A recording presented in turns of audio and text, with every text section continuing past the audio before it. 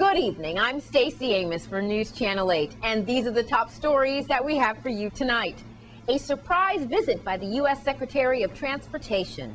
Why are several senators calling it quits? One island in the Caribbean is dealing with a hidden treasure of drugs and a total murder count of 595. We'll tell you who. And the final part of our interview with Kevin Shepard. Those stories and more up next for you on News Channel 8.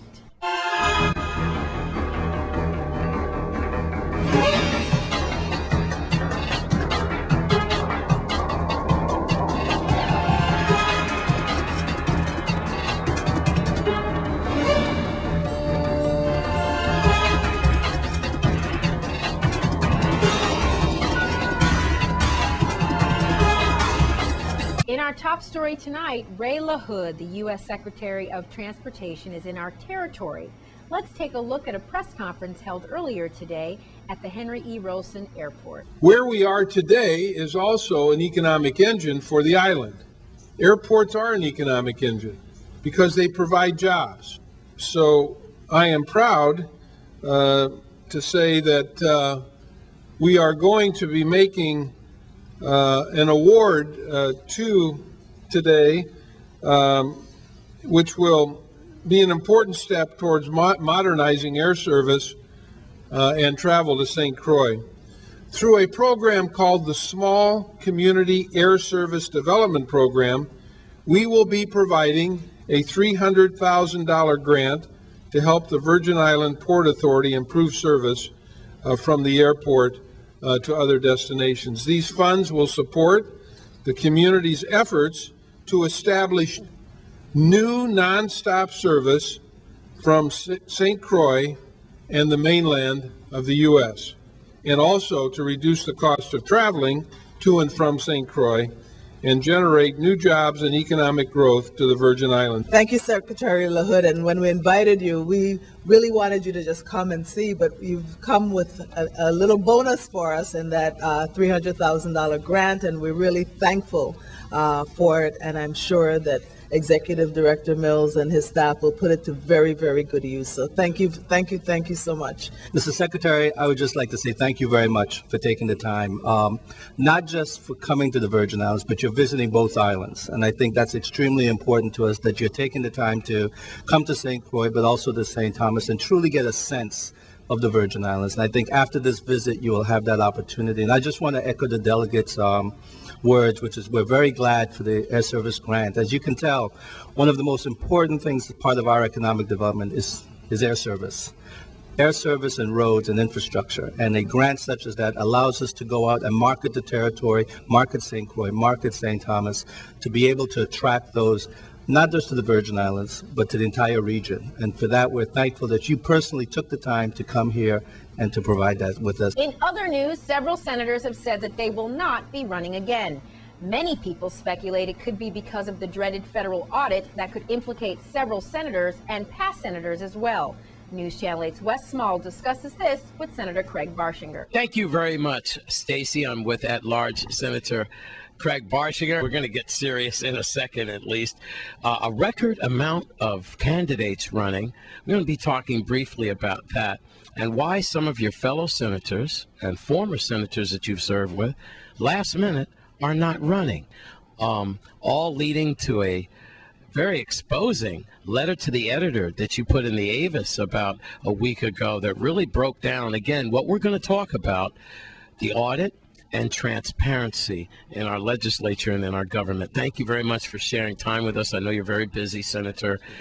Thank you. Let's start with yesterday before we even get into your letter about the audit and transparency. Let's talk about yesterday. 5 o'clock was the deadline, and so far the list is starting to get longer. We've got, I want to start with John Baptiste, who was a former senator, but everybody knows he was running, last minute, not running. Usi Richards, not running. Had a big press conference about 3 weeks ago at Teddy's. Louis Patrick Hill, not running. Celestino White, he made that announcement for a while ago. And Carlton Dow made the announcement last week, not running. Not running, yes. You know what I'm going to ask you? Do you think that these not runnings are linked to the audit? Well, that would be speculation. And I think that the comment that I would make was that this gives us a chance to make a fresh start in the legislature. And the people of the territory are very eager for a fresh start. This old idea that once you get into the halls of power, you shut the doors and start to spend the people's money however you wish, that's changing. So the fact that so many people are not running, and some of whom are associated with bad deeds, is an indication that there will be the possibility of a fresh start. Let's go to the letter to the editor from last week. You made some remarks about transparency and the audits and so forth. Could you go on a little further about that article? Yes, well, I wanted to set out the fact that we have an opportunity in this next legislature to turn a new page.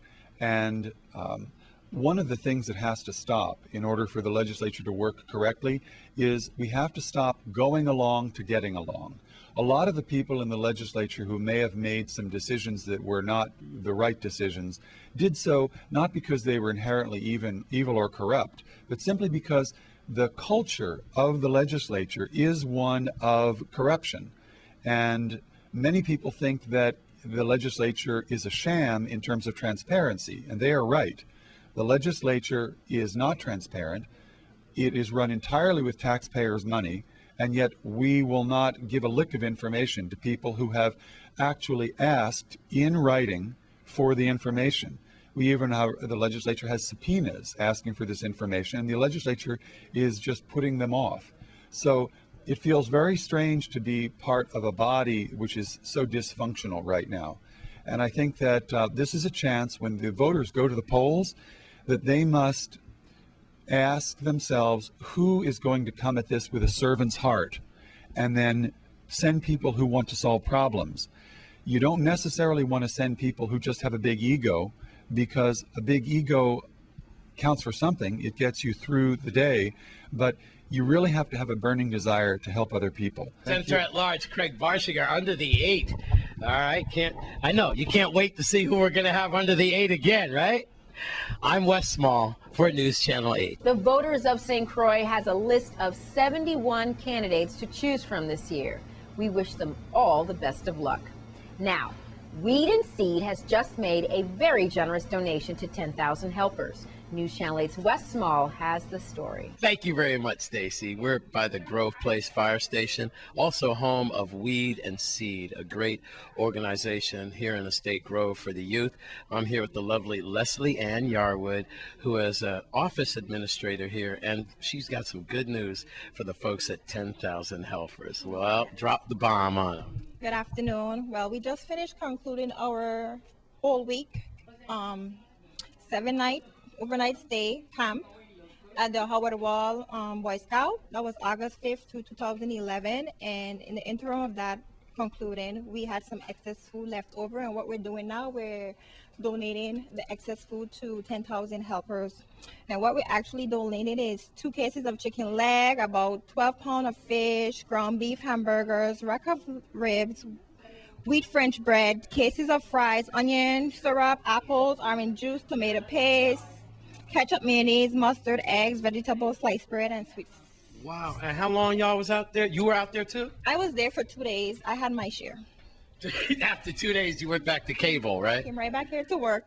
But y'all didn't eat any food out there if you brought back all of this. What were y'all doing out No, there? it's always good to get enough so you can donate and get less, and somebody got unfed. So we did it that way. Well, we're still waiting for the representative from 10,000 Helpers. I know he wants to be here to thank the public and everything. But I have to tell you, I mean, I could, represent him and the people of the Virgin Islands. You can always get a call back from him. Yeah. And Weed and Seed, you guys are fantastic. Yeah, we've been here for I've been here for 7 years, Yes. weeding out crimes and sitting in community programs. Yeah. It's always good to give back. If people want to get in contact you and donate or get their children involved with Weed and Seed, there's the number there, 719. 719-3227, or you can get us by email, gpwsprogram2012@gmail.com. with Leslie Ann Yarwood, the very beautiful Leslie Ann Yarwood, Office Administrator at Grove Weed and Seed. Back to you, Stacy. I'm Wes Small for News Channel 8. That's a great story. Thanks, Wes. Coming up, so who's coming off of a deadly weekend of killings as well as the discovery of a hidden treasure of drugs? We'll tell you who in our Caribbean Report. This is News Channel 8. This is News Channel 8. Now here's your news from around the Caribbean region.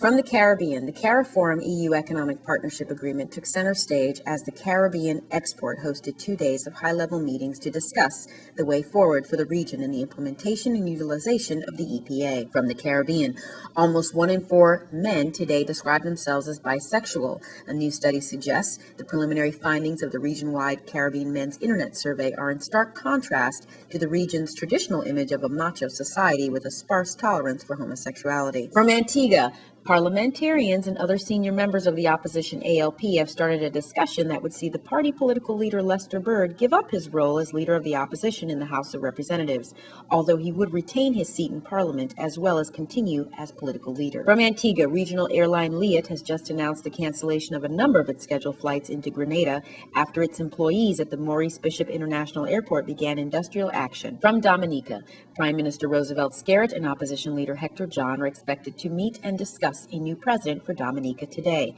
Current President Dr. Nicholas J.O. Liverpool was sworn in back in 2003 and consented to serve as president for a second term in 2008. However, due to illness, he will demit office 1 year earlier. From the Dominican Republic, the world's largest gold mining company, Canadian Barrick Gold, has announced this week that it poured the first gold at its new 60% owned Pueblo Viejo mine in the country. From the Dominican Republic, the Iberostar Hacienda Dominicus, the Catalonia Royal Bavaro, and the Iberostar Grand Hotel Bavaro have all been included on the Expedia.com list of the top hotels in the Caribbean. From St. Lucia, the government says it has been forced to borrow funds to pay salaries to public servants and blames the former Stephenson King administration for the island's economic problems. From St. Lucia, the government has welcomed an increase in visitor arrivals to the island during the first 6 months of the year, saying that it is a sign that the industry and the economy is slowly recovering. From Puerto Rico, federal and state law enforcement agencies recently uncovered a hidden treasure consisting of approximately 18 pounds of bricked cocaine buried in an area protected by the Fish and Wildlife Reserve at the municipal island of Culebra, Puerto Rico. From Puerto Rico, 18 people, among them a U.S. military veteran, were murdered this past weekend, raising the murder count on the island to 595 so far. The death count included a triple murder that occurred last Friday in the San Juan suburb of Caguas. From Puerto Rico, the San Juan International Airport is scheduled to receive nearly $22.5 million in federal funds for renovations and safety improvements. Governor Luis Fortuno says an additional $900,000 will be used to add new flights between the San Juan Airport and the airport in nearby Culebra. In your cricket update, national captain Liam Sebastian is banking on his bowlers to give Dominica the edge in the Windward Islands 2020 Championship today in St. Lucia. And the WICB has written to territorial boards warning that the planned Hits and Jams tournament has not been approved, and it's warning players who participate that they may face possible sanctions.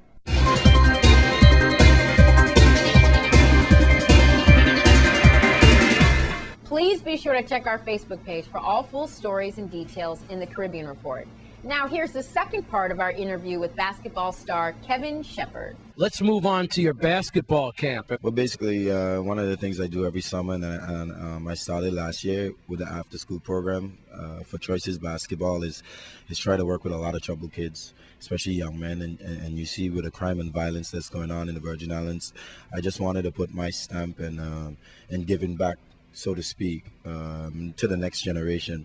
I mean, you can see with the economy and Hovenza leaving and everybody losing their job, one of the biggest things that I see on the outside that's affecting our young people is nobody's looking out for them. It's, not so much the smaller youths. There are a lot of programs out there for them, but as far as ages 13 to 17, where that's the troubled teen age, it's not enough after-school programs for these guys. And, I'm just doing my best in terms of basketball to give them some type of arena where they can come and stay out of trouble and learn the game the right way. And, It's been pretty tough, but I'm very focused in doing what I got to do. We thank the Housing Parks for keep helping us and supporting. St. Clair Williams. Big up Mr. St. Clair Williams. I mean, he has been a tremendous help for us because, as you know, sponsorship is extremely difficult to get right now in the Virgin Islands. Well, but one of the things though that lucky in my part, I know a lot of people internationally from my career, so I got Roger Bell to come and help me out, and he has donated a lot of shirts to the kids this year. He donated some balls, some bags, and I thank Roger Bell for that with all my heart. And he said anything I need in terms of stuff and so forth, he will always assist me. And what we really lacking is an opportunity for some financial support to take these guys in Puerto Rico and overseas into the States to play a little higher competition. I think one of the biggest problems we have here, we don't play enough games. And we need to start taking our young, talented young men to try and play overseas and try and play different talents so they can grow. Also, at our camp, I work out a lot personally, trying to stay in shape. It's in my blood. But we also have one of our favorite sons, Mr. Cuthbert Victor.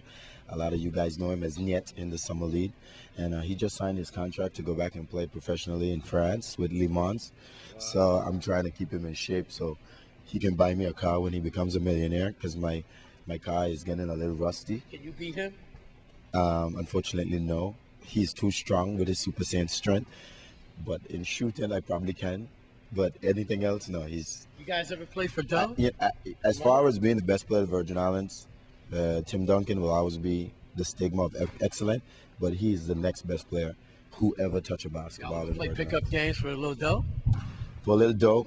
Well, we've been playing against each other since junior high school. I went to Elena, he went to Woodson, and I've destroyed him many times. But once he grew into his size and his ability, he told me goodbye, Grandpa. And I haven't beat him ever since Top Guns beat us in the championship. Goodbye, Grandpa. At Central High School Gym, it's all about the youth. I'm Wes Small for News Channel 8. Coming up, it's Pool in your Sports 411. This newscast has been sponsored by Mario's Virgin Crystal.